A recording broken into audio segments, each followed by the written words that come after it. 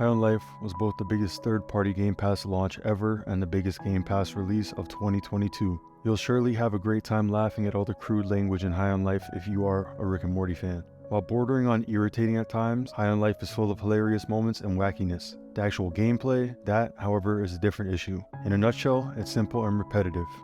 The story is pretty straightforward. You, a teenager, are called upon to defend mankind from an alien drug gang called G3, who have invaded Earth and intend to use humans as drugs. Soon after, you're handed Kenny, your first talking pistol. After being transported to Blim City, you run into Gene, a retired bounty hunter who gives you his old suit. From there, the experience just becomes more weird and funny.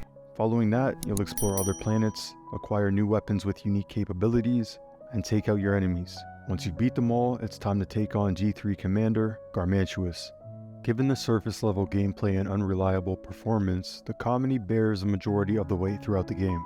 At first it's hilarious, but after a time it gets boring. To be completely honest, I don't believe they really knew how to tell a story that lasted longer than 30 minutes. I believe they just stretched 30 minutes of content across a 15-hour period and filled in the gaps with whatever they felt would stick. Every level is littered with lug boxes, which are living chests that hold money or collectibles. It'll take some exploring and platforming to collect them all, but if you simply want to focus on finishing the story, it should not take you more than 12 hours. We only get 2 large planets, 1 medium-sized map, and a number of locations that you explore only once. The locations serve their purpose, but I do wish there was more variety to them. What I can say though is that they have a lot of vibrant color, which is a plus. The true appeal of the game are the 6 Gatlians you'll acquire along the way. Kenny, Knifey, Gus, Sweezy, Creature, and one last one that simply speaks his name. Let's do it! These weapons don't stop talking and are incredibly receptive to what is going on around you. I do recommend lowering the dialogue frequency in your settings so your gun doesn't keep yelling every few seconds. Each weapon has a limited use feature that makes it easier to kill aliens and do other tasks such as map navigation, which does add a little bit of a puzzle element. You'll occasionally come across a place that can't be reached unless you have a certain weapon with a specific ability. Upgrades can be obtained from chests or purchased from stores. I never really felt like my guns were becoming better. They were just becoming a little different, and even improvements like quick reload didn't really seem to make much of a difference. The coolest thing about using mods though is that they do alter the color of your weapon. The combat is repetitive and disappointing.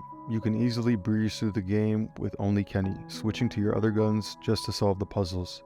You must kill waves of mindless aliens before the game allows you to advance, which might be aggravating since you will come across that one alien who isn't going to attack you and will instead hide.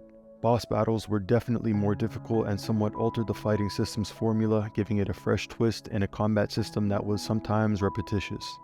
Some of the drawbacks for me in this game are the checkpoint-based approach it uses in place of manual saving. Sadly, this does lead to bugs and prevent saving at certain points in the game. The most aggravating aspect for me though was the lack of a map. You can't see what places you visited, there's no upgrade for the radar to check the position of lug boxes, and scanning is basically meaningless once you've completed the game. The objective marker is absolute garbage. It guides you with dynamic waypoints that shift as you approach them, and you have to keep manually activating them since they disappear after a few seconds. Let's not forget that there's no fast travel, so you can't warp back to base whenever you want. Instead, you have to locate the warp gate you came through, which gave me a headache, because I could never find it. So if you want to 100% complete the game, you'll have to run through previously explored places a million times in search of that one final lug box. So good luck. I always appreciate it when a developer takes a risk like this. I've come to just accept the voice acting and comedy for what it is. It's not always amazing, but it does give the game some life. I do believe they created a cool game for the audience that they were aiming for. I'd like to see more games like this instead of the copy and paste shooters that have been flooding the market for a while now. After considering everything, I would only suggest this game to Game Pass subscribers.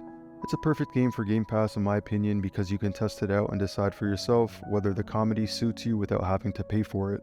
Honestly, if not for Game Pass, I would have never tried this game because I would have never paid full price for it. The game itself is okay, but not amazing. But that's all I got, and as always, thank you, I appreciate you, and I will see you guys in the next video.